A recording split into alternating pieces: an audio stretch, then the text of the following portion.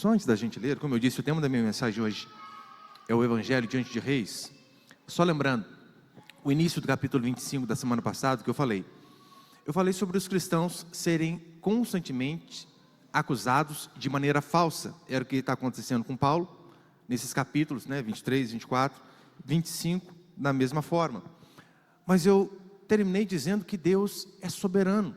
E quando eu digo Deus é soberano, é que de fato Deus governa sobre tudo e sobre todos. E isso de fato nos traz paz, independente da circunstância. Saber que nossas vidas estão no controle do Senhor.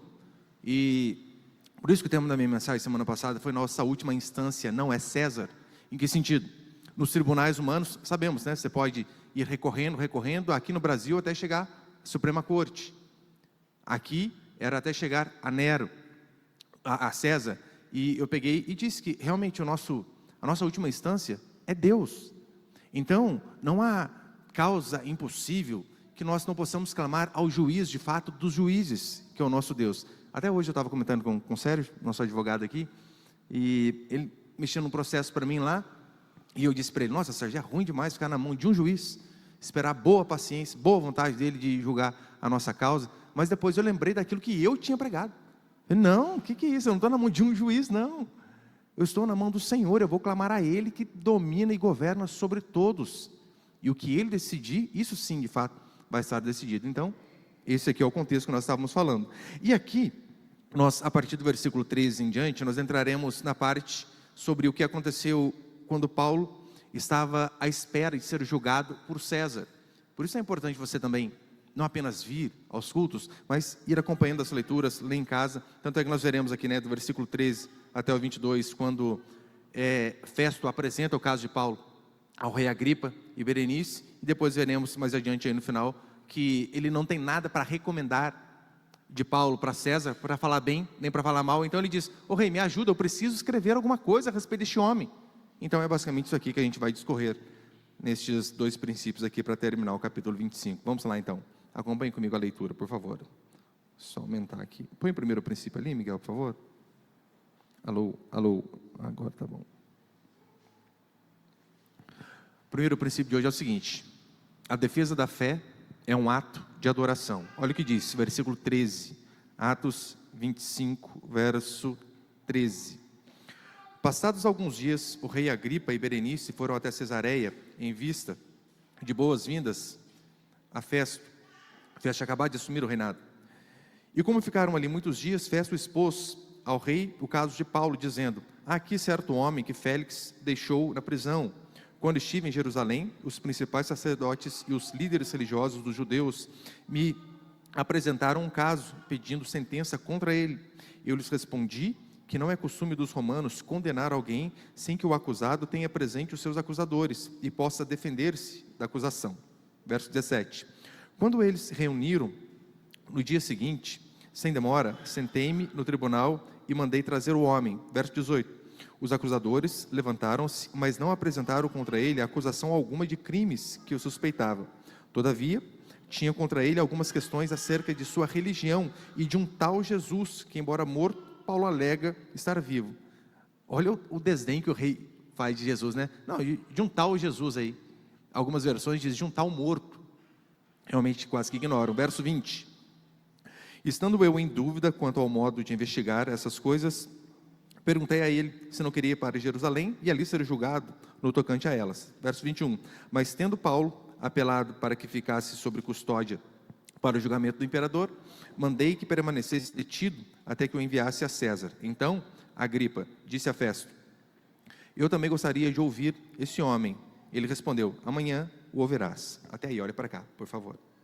Veja, aqui, de fato, nós vemos Festo expondo o caso ao rei Agripa. Só para você entender o que está acontecendo aqui, você precisa saber quem são esses personagens. Este rei Agripa aqui é o rei Agripa II. Ele era tataraneto daquele Herodes. Lembra que mandou matar as criancinhas de 2 anos para baixo quando Jesus havia nascido? Então é a mesma linhagem. Este aqui é o rei Agripa II e o pai dele foi o rei Agripa I. Justamente o rei perverso que havia mandado matar Tiago e prender Pedro. E por conta de ser alguém totalmente insolente, arrogante, a Escritura vai dizer que ele teve uma morte extremamente trágica por conta de soberba e arrogância. Acho que eu coloquei ali Atos 12, 21, já passei por esse texto, mas olha que interessante. Como morreu o pai deste rei Agripa II aqui. Em dia designado, Herodes, aqui Herodes Agripa.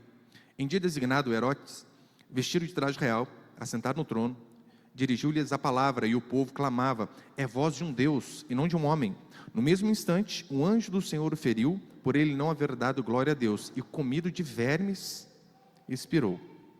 Que coisa! Simplesmente porque ele estava fazendo um discurso, as pessoas disseram: rapaz, que homem, que potência vocal, que sabedoria. Por não ter dado glória a Deus, diz a Escritura que ele foi fulminado. Para que eu e você de fato vejamos que a arrogância, que a soberba, que a falta de glorificar a Deus em tudo que fazemos é extremamente perigoso. E por mais que a Bíblia não diga quem era esta Berenice, na verdade alguns vão dizer que era a esposa de Agripa, outros vão dizer que era irmã. Flávio Joséfo, historiador judeu, vai dizer que eles viviam de fato um caso incestuoso. Mas independente disso, Festo aqui, ele estava consciente de que havia um complô para matar Paulo em Jerusalém, e o motivo, embora os judeus não dissessem a verdade, era basicamente o seguinte: Paulo não apenas dizia que Jesus Cristo havia ressuscitado dentre os mortos. Os judeus não tinham tanto problema com isso, com ressurreição, eles criam. O grande problema é que Paulo, além de pregar essa mensagem que Jesus Cristo havia ressuscitado entre os mortos e dizer que ele era o Messias prometido nas Sagradas Escrituras, o que deixava eles ainda mais bravos é que Paulo dizia: e esta mensagem de que o Messias veio deve ser levada aos povos pagãos, aos povos gentios, e eles não aceitavam, porque eles diziam: não, o Messias é nosso, recluso. E por conta disso queriam matar Paulo, porque ele não aceitava que o Messias fosse às outras nações e ficasse só a eles. E veja, Festo, ou ele pensava que Paulo era um outro revolucionário, como vários casos já teve aqui, ou ele pensava que o assunto dos judeus ali era alguma coisa relacionada à briga interna, porque até mesmo no judaísmo havia muitas briguinhas, fariseus, saduceus e por aí vai. Mas nessa altura do campeonato aqui, não tinha que haver essas discussões, sabe por quê? Paulo de fato já pregava o que hoje nós chamamos de cristianismo. Pregava Cristo crucificado, e este Cristo como salvação para a humanidade. Aí então nós vemos que Festo, minimamente coerente, o que ele pensa? Esta acusação que eles estão fazendo contra este homem, Paulo, não é uma acusação criminal, é uma acusação teológica, de cunho religioso. Portanto, eu não posso como rei condená-lo à morte por conta de uma crença pessoal. Ele pelo menos consegue ser minimamente coerente, ou seja, apesar que, até no Brasil hoje em dia a gente tem isso, se eu não me engano. No Brasil, até então, a princípio, você não pode condenar alguém por aquilo que ele acredita. Pelo menos condenar, né, de forma a mandar para a cadeia. E na teoria, as pessoas não podem nem nos condenar por condenarmos alguém a ir para o inferno. Quando, por exemplo, um cristão diz: olha, fulano vai para o inferno, morreu no pecado. Eles não podem nem nos incriminar por conta disso, sabia? Eu queria trazer aqui a matéria, mas eu não consegui achar. Eu vi uma vez uma matéria de um juiz que absolveu um pastor, porque esse pastor estava sendo julgado por dizer que homossexuais iriam para o inferno. Então processaram esse pastor, queriam vê-lo preso de qualquer maneira, e dizendo assim: isso é discriminação, porque é equiparado à discriminação racial. Então queriam que o pastor fosse preso, porque o pastor disse que homossexuais iriam para o inferno. E o juiz absolveu dizendo o seguinte: primeiro, este inferno que ele diz que os homossexuais vão, não é algo tangível na nossa sociedade. Não conseguimos ver, não conseguimos pegar. Como que eu vou condenar alguém que está dizendo que outra pessoa vai para um lugar que não existe? Ou seja, até dessa forma, de fato, né, há uma certa proteção ali para nós que somos cristãos. Portanto, a igreja, ela não pode ter medo de falar a verdade. E por vezes, falar a verdade pode trazer prejuízos, seja financeiro, ou no caso como esse pastor também, processos. Eu lembro de ter visto um sermão do John Piper uma vez. Ele disse algo que eu achei fantástico. Ele falou assim: hoje a igreja teme processos mais que o pecado. Preferimos uma paz covarde à justiça custosa. E é verdade, você percebeu como que, de fato, a cada dia mais os pastores estão totalmente polidos com aquilo que eles vão falar. Não estou dizendo que vamos esbravejar qualquer coisa sem pensar, claro que não. Mas no sentido de, olha, se eu falar isso aqui, por mais que seja bíblico, pode ser que dê ruim. Não vou dizer. E é basicamente o que John Piper diz. A igreja teme processos mais que teme o pecado. Preferimos uma paz covarde que uma justiça custosa. E a prova que isso é verdade é que a igreja brasileira teme mais o inferno que a Suprema Corte.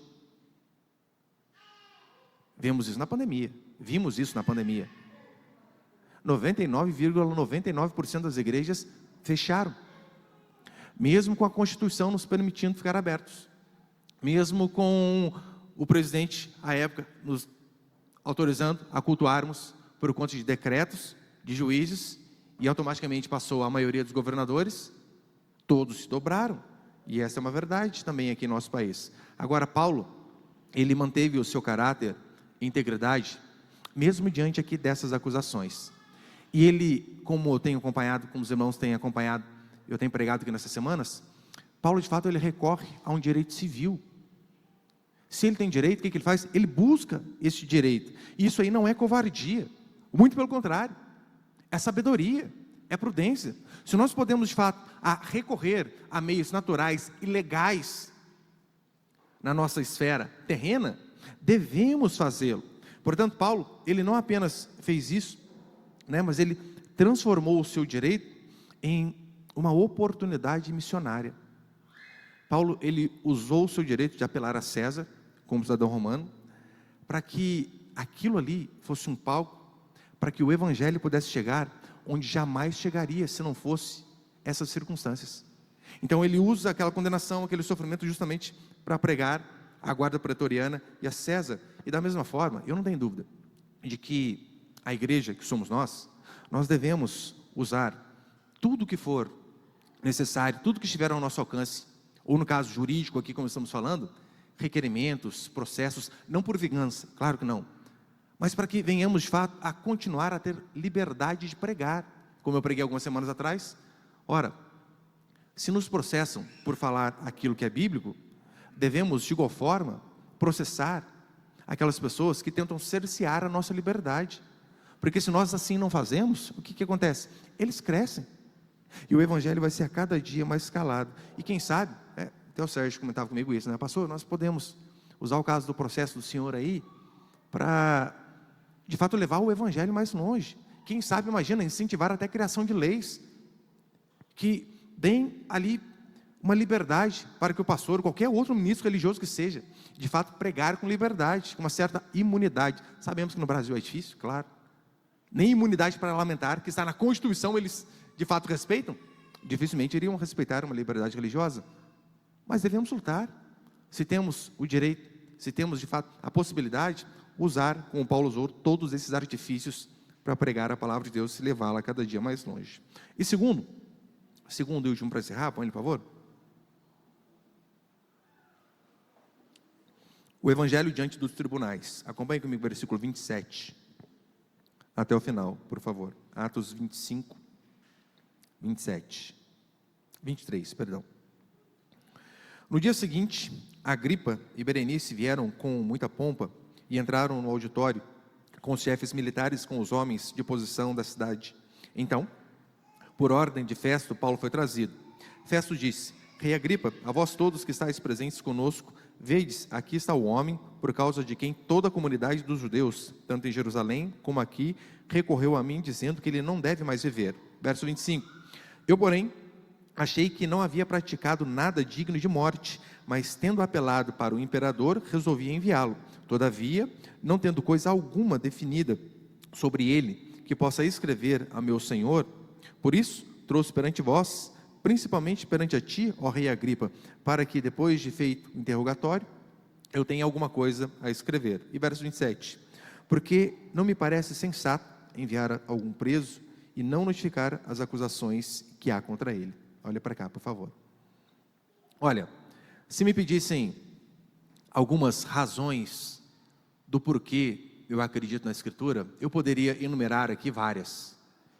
Mas talvez a que eu colocaria em primeiro lugar seria as profecias. Por que você é cristão? Eu diria, as profecias provam que de fato aquilo que Deus falou é verdade. que Deus de fato existe. Se você ler o Antigo Testamento, você vai ver profecias totalmente assertivas. Não é aquelas que, olha, acertou 80%, 90%. Não, extremamente assertivas em relação a reis, em relação a impérios, em relação a formas de governo, como por exemplo em Daniel. Só sobre Jesus Cristo há cerca de 300 profecias. Para que essas profecias se cumprissem ao acaso, em probabilidade seria praticamente impossível. Como assim? Antes, pregaram, profetizaram a respeito de um tal Jesus, e de tudo que falaram a respeito dele, pessoas diferentes, em épocas diferentes, separados por centenas de anos, tudo aquilo se cumpriu exatamente como eles disseram, impossível. Então, as profecias de fato, eu acredito que são uma base fundamental para que eu e você possamos comprovar a nossa fé. Olha, em relação a Jesus, só algumas. Diz onde ele nasceria. Lembra? Miqueias, Belém, e tu Belém, pequena demais para estar entre as pequenas, mas de ti haverá de sair aquele que julgará as nações. Onde ele nasceria, onde ele viveria, que ele seria chamado de Nazareno. Como ele viveria. Não só isso, olha que profecia fantástica. Nenhum de seus ossos seria quebrado. Isso não estava ao controle de Jesus Cristo. Ele na cruz ali, ele não poderia ser um charlatão dizendo, não, ó, eu já vou morrer, não quebro o osso não. Não, ele não tinha esse poder. Mas você lembra que quando vem aqueles algozes, quebram ali os joelhos, as pernas de um ladrão, quebram do outro para abreviar a morte, quando chegam em Jesus Cristo, o que eles dizem? Já está morto. E um vai e fura o lado dele. Aí se você lê o Evangelho, o que está ali? Para se cumprir o que havia sido dito pelo profeta. Tá. Para mostrar que de fato, essas coisas não aconteceram ao acaso. Ou, olha que profecia fantástica. Davi disse que o seu corpo não veria corrupção, falando em relação ao Messias, no sentido de não ficaria na morte. Essa é uma das provas que de fato a Escritura é a palavra de Deus. E aqui nós vemos outra profecia clara, só que proferida pelo próprio Senhor Jesus Cristo. E Paulo, ele é instrumento do cumprimento dessa profecia. Lucas capítulo 21, versículo 12. Põe ele, por favor, Miguel. Olha o que diz a Escritura. Lucas 21, 12 e 13. Mas antes que todas essas coisas aconteçam, ou seja, antes que o fim venha, antes que tudo isso aconteça, mas antes que todas essas coisas aconteçam, eles vos prenderão e perseguirão, entregando-vos às sinagogas e aos cárceres, e conduzindo-vos à presença de reis e governadores por causa do meu nome. Isso vos acontecerá para que deis testemunho. Não é exatamente o que está acontecendo com Paulo? Antes do fim, vos prenderão, Paulo preso. Perseguirão, o que mais acontecia com Paulo? Era ser perseguido.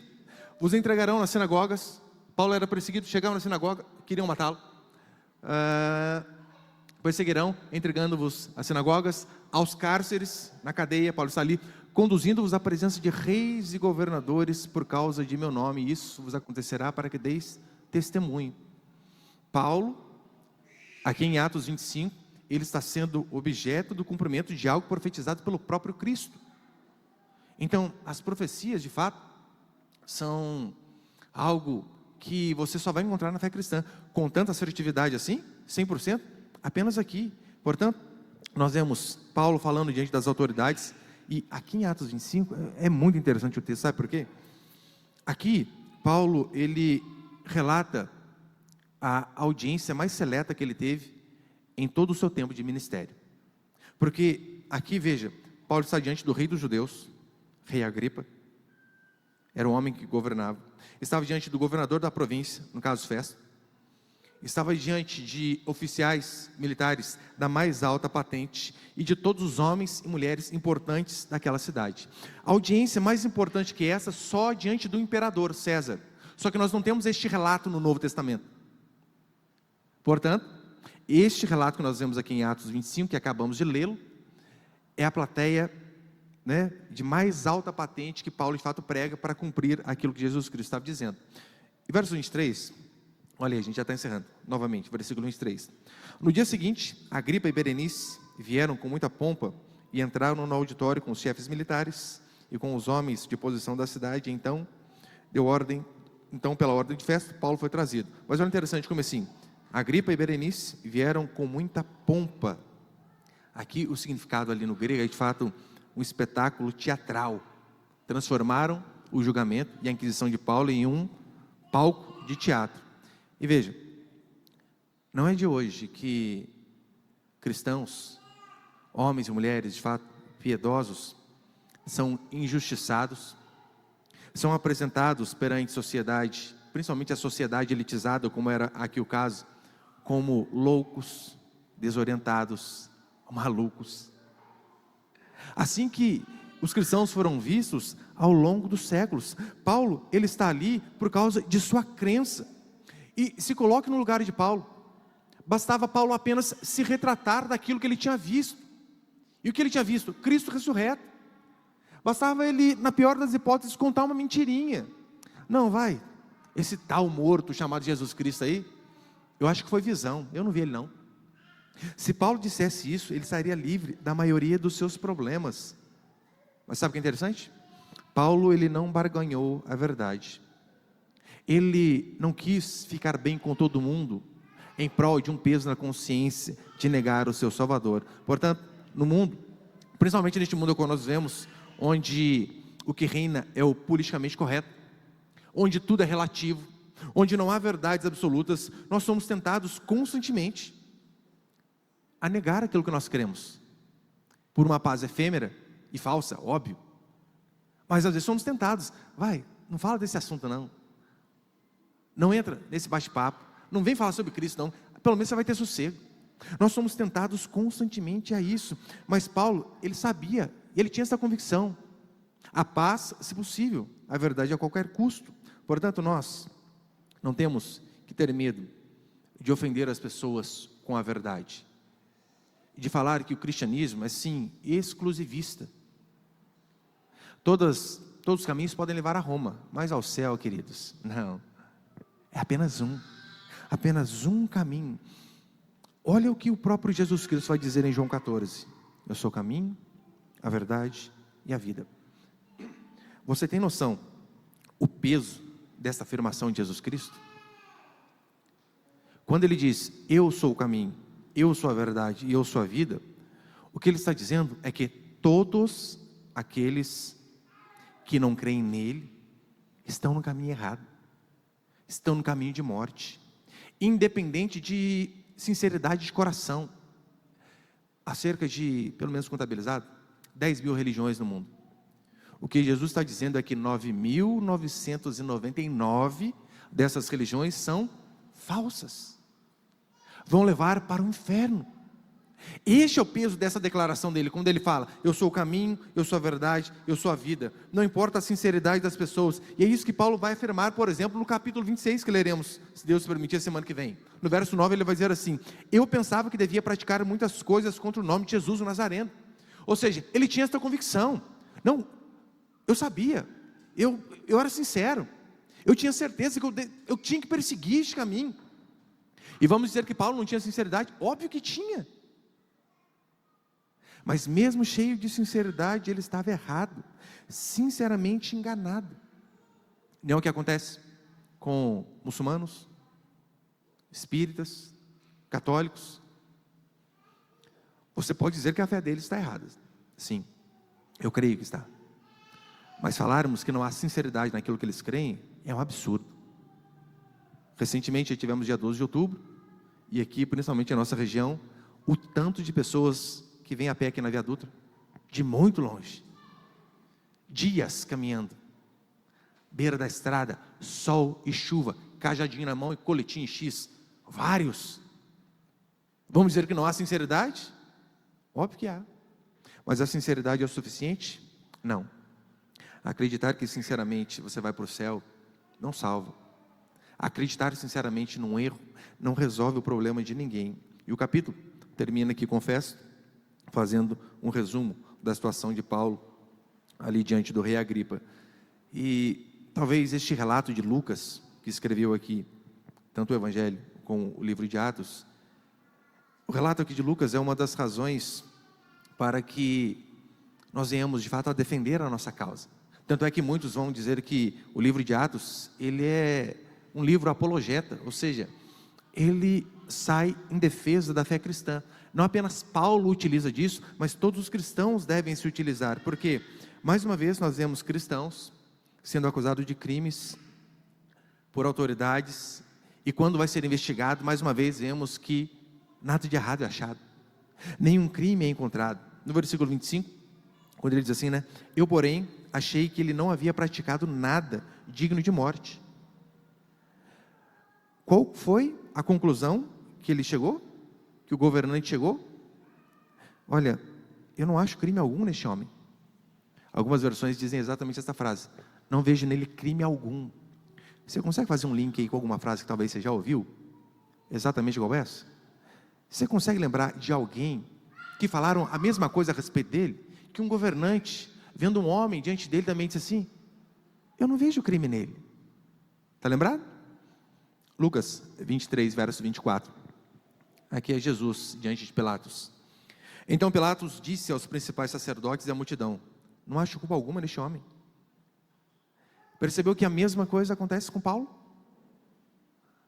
A mesma coisa acontece com inúmeros cristãos no decorrer da história da igreja.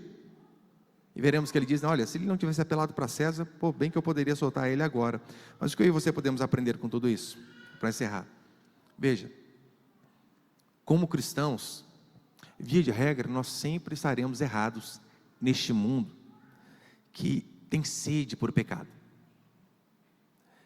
Este mundo tem valores completamente opostos à nossa fé. Portanto, para eles sempre partirão do pressuposto que cristãos estão errados. Agora, se nós, andando de forma correta, vamos estar errados para o mundo, quem dirá se nós andarmos de forma errada? Se a gente fazer besteira, soltar uma bobagem na internet, a gente já está errado. Se a gente errar ainda, daí com certeza as coisas vão ser pior. Isso tem acontecido ao longo de toda a história. Com Nero aconteceu a mesma coisa. Nero precisava colocar a culpa em alguém. Em quem ele coloca a culpa? Nos cristãos. Isso não mudou durante séculos.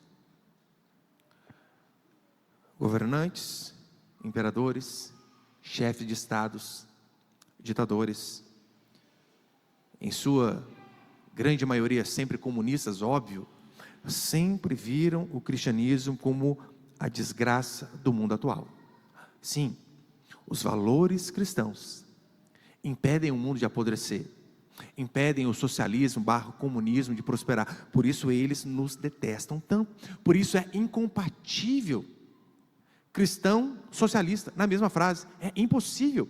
E a prova que de fato, ao longo da história, sempre se acreditou que a desgraça do mundo tem a ver com os valores cristãos, é que você vê em épocas diferentes, ditadores diferentes, governantes diferentes, dizendo exatamente a mesma coisa, só mudando algumas palavras. Acho que eu coloquei só algumas frases para você ter uma ideia. Põe aí, por favor. Nietzsche diz assim, sobre o cristianismo: é a mentira mais fatal já inventada. Karl Marx: a religião é o ópio do povo. Ópio é uma espécie de droga, literalmente. A religião é uma droga que as pessoas usam aí para se sentirem bem. O homem faz a religião não faz o homem.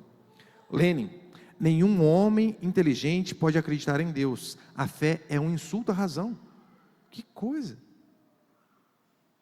Consegue ver como o cristianismo, de fato, para esses homens, é a causa da desgraça da sociedade? E Russell diz assim: o cristianismo é o principal inimigo do progresso moral do mundo. Óbvio que ele está falando é um absurdo. O cristianismo, ele não é o principal inimigo do progresso moral. Ele é, na verdade, o freio moral para uma sociedade que já está corrompida, podre.